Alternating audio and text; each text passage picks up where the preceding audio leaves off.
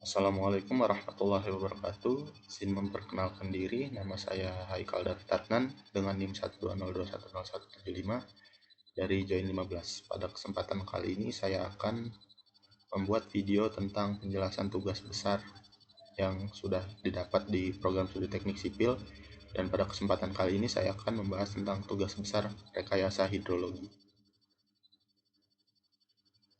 Hidrologi adalah cabang ilmu di bidang ilmu geografi yang mempelajari pergerakan distribusi dan kualitas air di bumi, termasuk siklus hidrologi, analisa hidrologi, dan sumber daya air. Hidrologi merupakan ilmu air yang mempunyai siklus, yang mana siklus hidrologi didefinisikan sebagai gerakan air laut ke udara, lalu jatuh kembali ke permukaan bumi sebagai hujan atau bentuk presipitasi yang lain, dan akhirnya mengalir kembali ke laut. Adapun yang dimaksud dengan siklus hidrologi adalah suatu siklus air dari bumi ke atmosfer dan kembali lagi ke bumi yang berlangsung secara terus-menerus. Siklus hidrologi juga berperan penting bagi kelangsungan makhluk hidup yang ada di bumi. Sedangkan yang dimaksud dengan analisa hidrologi adalah salah satu metode yang digunakan untuk menganalisa curah hujan rencana. Data curah hujan yang digunakan dalam analisa adalah curah hujan harian yang berada dalam daerah pengaliran sungai atau DPS. Curah hujan adalah jumlah air yang jatuh di permukaan tanah dasar selama periode tertentu yang diukur dengan satuan tinggi milimeter di atas permukaan horizontal.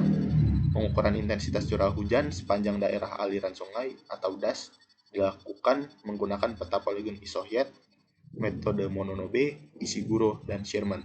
Selain itu, dilakukan juga pengukuran debit rencana dengan menggunakan metode normal, log persen 3, dan Gumbel. Perhitungan curah hujan di beberapa wilayah dapat dilakukan dengan beberapa metode, yaitu yang pertama adalah rata-rata aljabar. Metode ini merupakan metode yang paling sederhana dari metode yang lainnya. Biasanya metode rata-rata aljabar ini digunakan untuk daerah yang datar dengan jumlah pos curah hujan yang cukup banyak, dan dengan anggapan bahwa curah hujan di daerah tersebut itu cenderung bersifat seragam. Yang kedua yaitu metode poligon Isohyet. Ini merupakan metode yang paling teliti untuk menghitung kedalaman hujan rata-rata di suatu daerah. Metode ini menggunakan pembagian DAS dengan garis-garis yang menghubungkan tempat-tempat dengan curah hujan yang sama besar. Curah hujan rata-rata di daerah aliran sungai didapatkan dengan menjumlahkan perkalian antara curah hujan rata-rata di antara garis-garis Isohyet dengan luas daerah yang dibatasi oleh garis batas DAS dan dua garis Isohyet. Kemudian dibagi dengan luas seluruh DAS. Selanjutnya ada pengujian yang dilakukan di dalam tugas besar ini, yaitu uji chi-square dan Smirnov-Kolmogorov.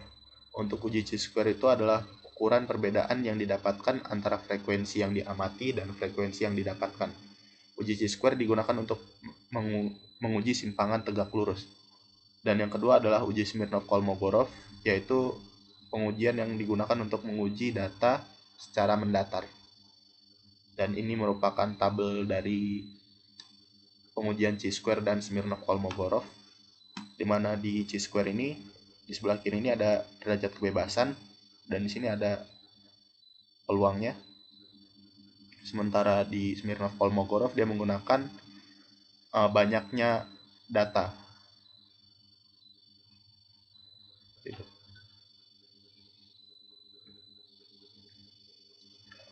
Pada perhitungan intensitas curah selanjutnya setelah melakukan pengujian chi-square dan Smirnov-Kolmogorov, yaitu mencari intensitas curah hujan. Pada perhitungan intensitas curah hujan digunakan 3 metode yang berbeda, yaitu metode Mononobe, Ishiguro, dan Sherman. Setelah mendapatkan nilai intensitas dengan menggunakan ketiga metode tersebut, langkah selanjutnya adalah menghitung debit rencana. Ini adalah contoh perhitungan intensitas dengan menggunakan metode Mononobe. Kemudian untuk menggunakan metode Ishiguro kita memerlukan data intensitas di Mononobe, yaitu I yang ini.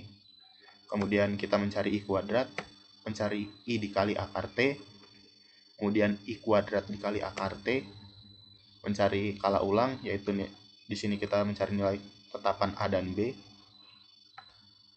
Kemudian baru didapatkan nilai intensitas curah hujannya. Selanjutnya adalah metode Sherman. Pada metode Sherman sama seperti metode Ishiguro, kita memerlukan data intensitas dari metode Monodobe yaitu I. Kemudian mencari nilai log I, mencari nilai log I dikali log T. Kemudian mencari skala ulang. Di sini juga kita mencari nilai tetapan A dan B. Kemudian baru didapatkan nilai intensitas metode Sherman-nya. Kemudian setelah mendapatkan data intensitas, selanjutnya adalah menghitung debit banjir. Pada perhitungan debit banjir, data yang digunakan adalah data dari intensitas metode Mononobe, Ishiguro, dan Sherman. Data intensitas yang digunakan adalah data jam ke-1 atau data pada saat 60 menit yang dikalikan dengan faktor pengali sebesar 90%. Di dalam tugas besar ini kami melakukan perhitungan dengan menggunakan data yang ke 1 jam atau 60 menit karena satuan debit itu adalah meter kubik per jam.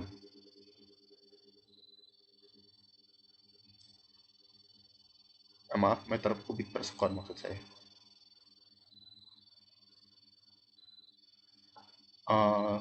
Sini ada metode Mononobe, contoh perhitungannya. Dan di sini Ishiguro, dan di sini metode Sherman. Sekian yang dapat saya sampaikan. Apabila ada salah kata, saya mohon maaf. Saya akhiri. Wassalamualaikum warahmatullahi wabarakatuh.